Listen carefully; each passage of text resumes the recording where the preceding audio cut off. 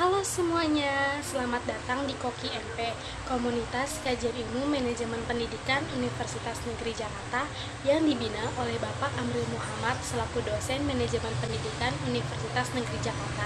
Perkenalkan, nama saya adalah Yulinar Helen Rosita. Saya adalah mahasiswi di Universitas Negeri Jakarta, Prodi Manajemen Pendidikan.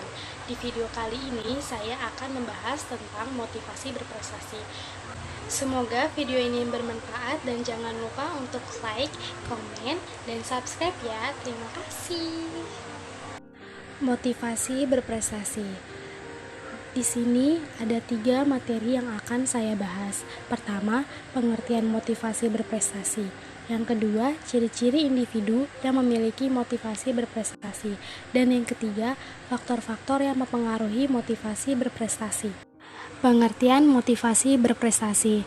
Menurut Conger, pada tahun 1975, motivasi berprestasi adalah dorongan yang ada pada seseorang yang berkaitan dengan prestasi, yaitu dorongan untuk menguasai, memanipulasi, serta mengatur lingkungan sosial maupun fisik, mengatasi rintangan-rintangan yang memelihara kualitas kerja yang tinggi, bersaing dan berusaha untuk dapat melebihi hasil yang telah dicapai pada masa lampau, serta mengungguli prestasi yang dicapai orang lain. Kesimpulannya adalah, motivasi berprestasi merupakan dorongan individu untuk meraih sukses dengan selalu berusaha mengatasi segala rintangan yang menghambat pencapaian tujuannya. Motivasi prestasi merupakan suatu kemampuan yang berasal dari dirinya sendiri untuk mewujudkan suatu kesuksesan dengan cara efisien untuk mendapatkan hasil yang maksimal. Ciri-ciri individu yang memiliki motivasi berprestasi. Yang pertama itu ada bertanggung jawab. Bertanggung jawab artinya itu memiliki pertimbangan dan perhitungan yang matang terhadap masalah. Tanggung jawab ini ditunjukkan dengan memilih tantangan yang memiliki resiko yang sedang. Dengan demikian, individu akan benar-benar melaksanakan suatu tugas tanpa ada beban, karena ia memilih resiko yang sebanding dengan kemampuannya. Yang kedua, ada inovatif. Individu yang memiliki motivasi tinggi akan terus bergerak untuk mencari informasi baru. Ia tampak tidak terlalu banyak istirahat dan menghindari rutinitas. Yang ketiga, sukses dalam pekerjaan. Kinerja yang bagus dan gigih yang ditunjukkan oleh individu yang memiliki motivasi berprestasi tinggi. Dengan kata lain, motivasi berprestasi menjadi prediktor kesuksesan dalam bidang yang ditekuninya. Dan yang terakhir adalah tekun. Menunjukkan ketekunan dan tidak putus asa dalam menghadapi kegagalan. Faktor-faktor yang mempengaruhi motivasi berprestasi. Yang pertama ada intelijensi. Intelijensi diakui ikut menentukan keberhasilan belajar seseorang. Seseorang yang memiliki intelijensinya baik, yaitu IQ-nya tinggi, umumnya mudah belajar dan hasilnya pun cenderung baik. Sebaliknya, orang yang intelijensinya rendah cenderung mengalami kesukaran dalam belajar, lambat berpikir, sehingga prestasi belajarnya pun rendah. Yang kedua ada kebutuhan dan pendidikan.